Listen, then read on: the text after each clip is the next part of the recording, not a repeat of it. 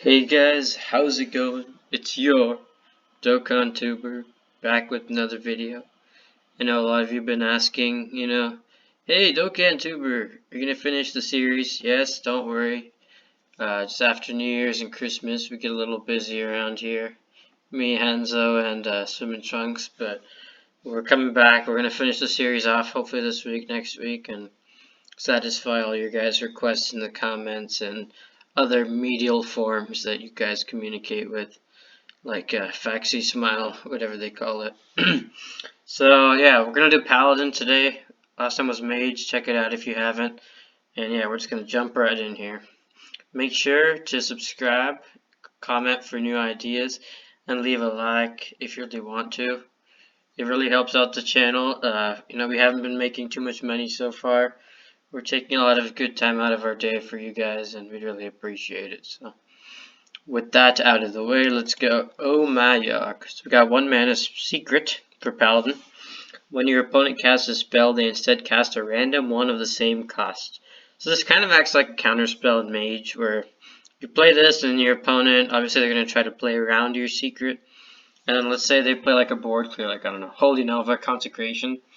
Then it just negates that effect and plays something that most likely won't benefit them too much or won't have really that much effect. It could, if it's a really high mana cost thing, but for the most part, you're just denying your opponent what they were trying to do. And you can also play some mind games with them, which is really useful. So, interesting card. I don't know if you just play it in your deck. I feel like, what's that twin spell, Paladin, where you get the secret, whatever it's called? That one's really good with this card. So I think this is an interesting card for its existence. And I hope it'll see some, cool play with Paladin. Next up, we got the Redscale Dragon Tamer. 2 mana, 2/3 Murloc. Death Rattle, draw a dragon. Pretty good menagerie card. 2 mana, 2/3 is a good stat line, and you draw a card. Specifically a dragon, so you could draw your, your Amber Watcher, which is the main one Paladin's running to heal. So good card, draws you something, decent stats, so you can play Librams with it, or End of a Doll, excuse me. So yeah, good card overall. Nice addition to Paladin. Now we got the Snack Run, 2 mana spell. Discover a spell. Restore health to your hero equal to its cost.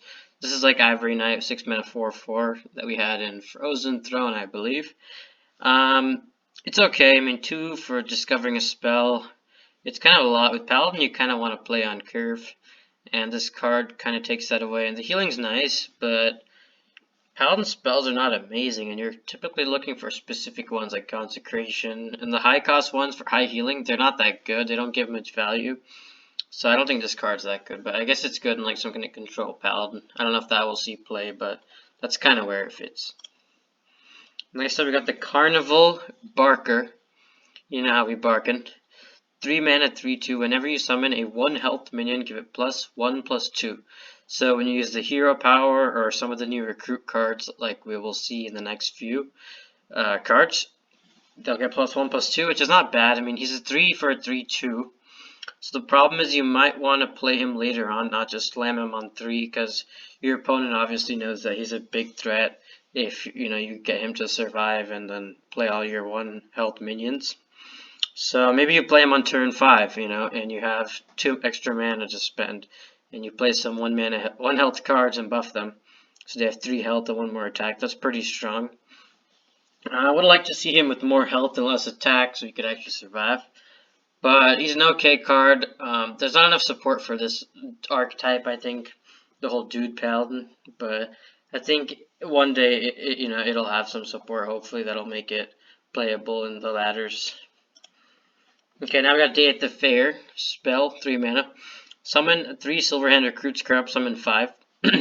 So this kind of works with Carnival Barker. Hopefully if you corrupt it, you get a bunch of 2/4s, which is really strong for 3 mana, or I guess 6 mana. Corrupting, you have to play something that costs 4 mana or more. So that could be a challenge actually. This card could be, I mean, even getting 3 recruits is not bad if you already have Carnival Barker. So it's an okay card. The corrupt effect is just really hard to get off with Paladin. You don't want to play too many high cost things with Paladin. You want to just play on curve. So with the current meta and how fast it is, I don't think this card will see play. We may not see a day at the fair. but you know, it's good for it to exist, and hopefully maybe if the meta slows down with the next expansions or, you know, adjustments to the standard cards, maybe this thing can see some play. Cool card though. Then we got the Balloon Merchant. 4 mana, 3/5 battle cry. Give your silver hand recruits +1 attack and divine shield.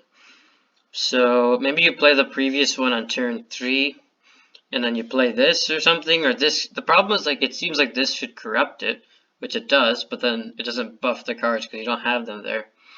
So maybe if you have 1 or 2, you need at least 2 silver hand recruits for this to get value. And I mean, like a 2 attack, 1 health divine shield minion doesn't really do that much. I mean, giving balloons is useful. Look at that. I just noticed there's one that's like Cthulhu's Eye. Okay, anyways, it's okay, but the chance of you like hero powering or even playing Day at the Fair and the recruits not dying is just so unlikely. So I don't know. I just don't see this card being that great. Maybe if you like summoned recruits and then corrupt got this effect, so at least you got the recruits out there, that would be good. But this is not too great. Then we got Carnival Griffin. 5 mana, 5/5 divine shield, corrupt gain +3/+3 and taunt. Okay, so this card is just a 5 mana, 5/5 divine shield, which is actually pretty solid. A lot of corrupt cards, like if they're not corrupted, like the Fleethoof Pearl Tusk, the 5 mana 4/4 rush, it becomes an 8/8. They're just horrible unless they're corrupted. But this card is actually pretty decent. Like Dalaran Crusaders is comparable to this one, but that's a 5 mana 5/4. Corrupting, I know I said it wasn't that great, but this card, since it's so good on its own, you don't even need to corrupt it. The corrupt is just like a nice benefit. You can corrupt it with like Librum of Hope, Lothraxion, or maybe not Lothraxion, Lady Liadrin, cards like that cost obviously 6 or more. This is a really good card. I mean, if you get the 8/8 off, your opponent has no chance unless they have like Coerce, Bladestorm, Brawl, whatever it is. Those are all warrior cards, so most classes can't really deal with it. So great card. Then we got Lothraxion, the redeemed 5 mana 5/5 battle cry for the rest of the game. After you summon a silver hand recruit, give it divine shield. It's a demon also, so maybe some Nazoth shenanigans. So yeah, this card, I mean, it's one of those things where if you don't get it out early, it's no good. If you play it late, I mean, if you play it on like turn 7, turn 8, turn 9, you're not going to really get much value out of it. But if you just slam it on 5 or coin it out, you know, it may be pretty good because your opponent won't be able to clear your Silverhand recruits from Day at the Fair, and then maybe you have a chance of actually pulling off Balloon Merchant or something, or maybe Carnival Barker, excuse me. Because if it has Divine Shield with Carnival Barker, it's going to be hard to stop. So good card, but you really have to draw him in order for the deck to be good. Otherwise, the whole deck kind of just falls apart. Next up is Hammer of the Nauru. 6 mana, 3/3 weapon. Battlecry, summon a 6/6 Holy Elemental with taunt. So this card's really good. I mean, getting a 6/6 and a War Axe +1 durability is really good. Most decks, you know, have a hard time dealing with that unless they already have a strong board. And oftentimes you just take this and put it in the face, so that's just 9 damage face, and you get a 6/6 body with taunt. So, you know, really good card here.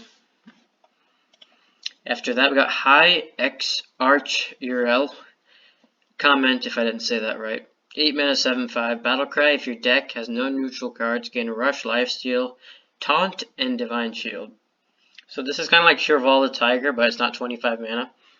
You have to play a Pure Pally though, which is honestly fine. We've seen that doing pretty well in this expansion, last few expansions. It's been pretty good. Those are really good effects, especially because it has Divine Shield, so it won't die.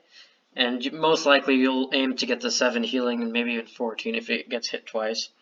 So this is a great card for Paladin. Great legendary to, you know, top off all the cards. And overall, you know, I like the Paladin cards. Not too many of them are amazing. Like, they're trying to push this, you know, whole Silverhand recruit Paladin with the hero power. Because typically the hero power, like, doesn't do that much.